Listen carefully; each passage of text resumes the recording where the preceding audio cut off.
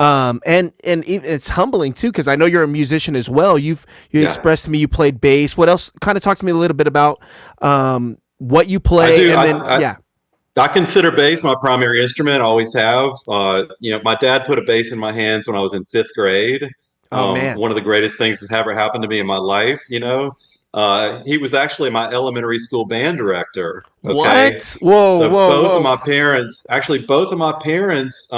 were music educators. So Oh I my grew up in gosh, a house where there was a lot of music and a lot of music education, and there was a lot of attention to the craft of music. Okay, yeah, both in what we actually practicing in the home, hearing music played in the home, practiced in the home, yeah, hearing discussions about music in the home, both as an individual player and in ensembles.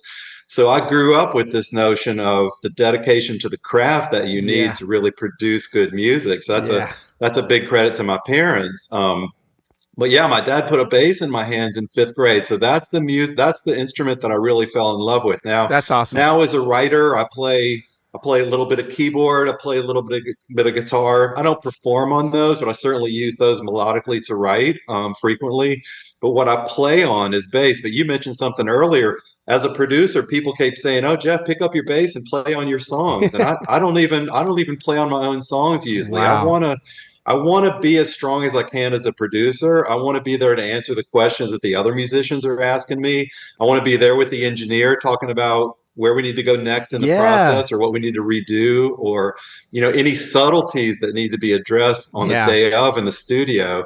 I really want to be attentive to that. I don't want to be worried about my bass line, at yeah. all. So I very most frequently don't even play on my own tracks, which people find curious, but it's my way to sort of serve these songs that I'm trying to produce here. Dude, that is so awesome. Yeah, there's such a beauty in all of that.